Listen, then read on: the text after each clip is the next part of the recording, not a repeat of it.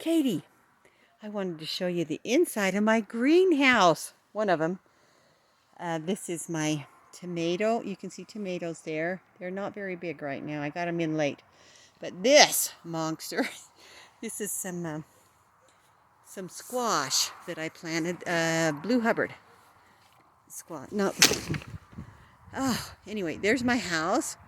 There's one greenhouse. There's my neighbors. And I've got to get out here where you can see my garden better. It's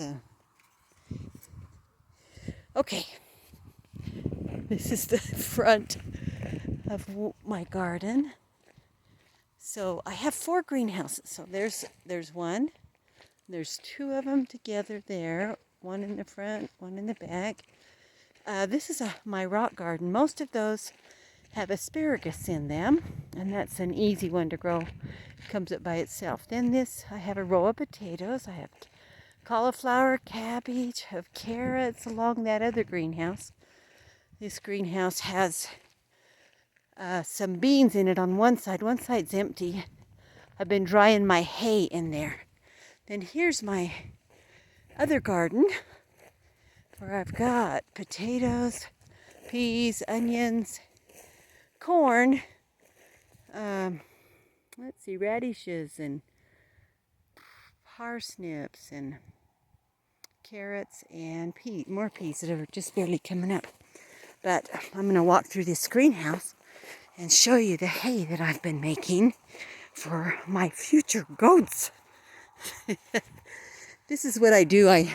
When I weed, I bring my weeds in here where it's nice and hot and let them dry right down the middle where I don't have anything planted. This over here I've got pole beans climbing up and some basil, and so I dry my weeds here and then I bale them up in this black container.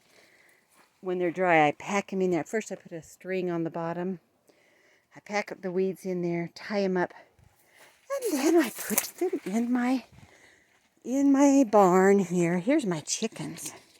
I've got 10 of them now.